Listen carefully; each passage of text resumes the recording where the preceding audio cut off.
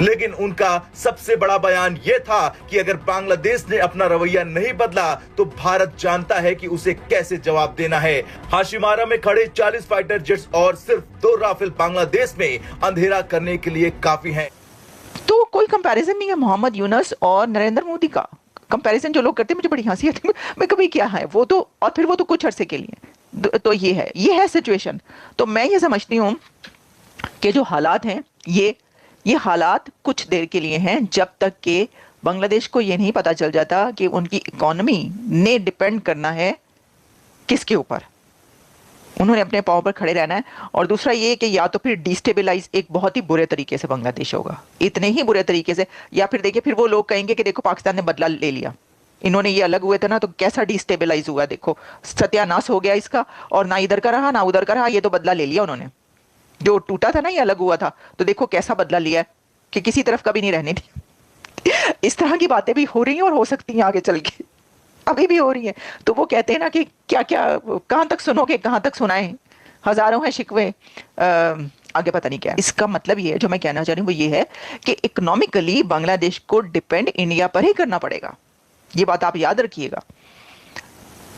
पैसा इंडिया ही देगा। अच्छा, पैसा ये भी हो सकता है कि इधर से भेज दें, हम भेज दें, अमेरिका, मतलब एड जो है वो कोई भी भेज सकता है मदद करने के लिए किसी भी कंट्री की, जैसे कि दुनिया के बहुत सारे कंट्रीज को एड जाती थी। लेकिन प्रॉब्लम यह कि एड से मुल्क नहीं चलते, और एड से जो मुल्क चलते हैं ना वो ऐसे ही चलते हैं जैसे पाकिस्तान चल रहा है, वो ऐसे ही चलते हैं जैसे इस वक्त जितने एड पर चलने वाले कंट्रीज है दुनिया में, उनके हालात देख लें आप, क्या हालात हैं उनके।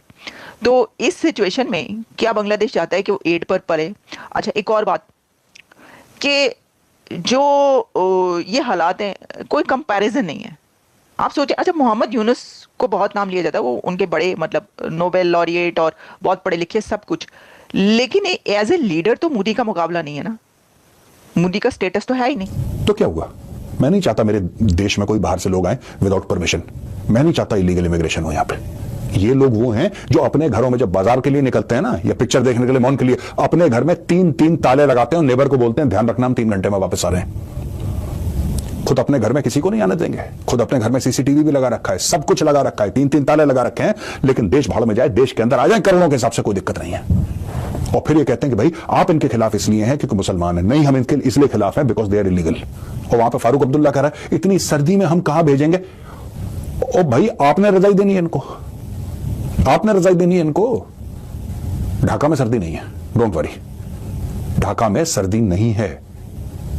प्लीज ये कहना बंद करिए कि किसके राज में आए थे, किसके राज में आए थे। ये सभी के राज में आए थे। और यहां पे गवर्नमेंट के ऊपर इतना प्रेशर आ जाता है, इतना प्रेशर आ जाता है कि सब लोग फिर पार्लियामेंट में, अरे बेचारे कोई बेचारे नहीं है, चोर के बच्चे हैं बांग्लादेशी, कान से पकड़ के निकालो इनको यहां से। This is my country, this is not their country. If I am ever unfortunate enough to go to Bangladesh, unfortunate enough, I will not sneak in like a thief through the border. I'll apply for a visa if I am unfortunate enough. अगर कभी जाना ही पड़ गया, proper visa के साथ जाएंगे, इज्जत के साथ जाएंगे, इज्जत के साथ आएंगे। क्या दिक्कत है? किसने मना करा है? लेकिन यहां पे इतनी भीड़ इकट्ठा हो गई यार भारत में, कोई पूछने वाला नहीं है। सबको डर लग रहा है कि कोई हमें कम्युनल ना बोल दे यार। जो एक जिहादी मानसिकता है उसका द्योतक है। भारत ने क्या नहीं किया है बांग्लादेश के लिए, और ये मिल रहा है। ये शिक्षा दे रहे हैं ये लोग।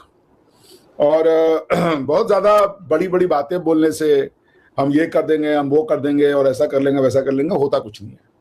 आप दबा दिए जाओगे, क्रश कर दिए जाओगे, क्योंकि जो बोलता नहीं है इसका ये मतलब नहीं है कि वो कर नहीं सकता। भारत शुरू से शांति के प्रिंसिपल में विश्वास करता रहा है, but at the same time हमको ये भी पता है जब ताकत की बात आएगी तो हम ताकत से भी उसको डील करेंगे।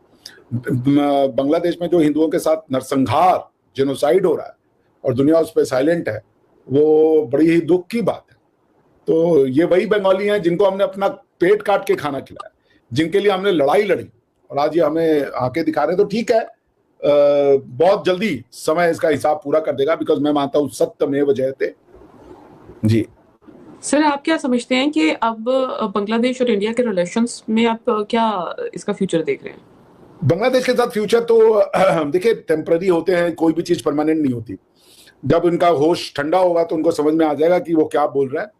और ये दुख का बात है जो हिंदुओं के जेनोसाइड हो रहा है, लेकिन ये भी है कि हर समय एक चीज नहीं चलती।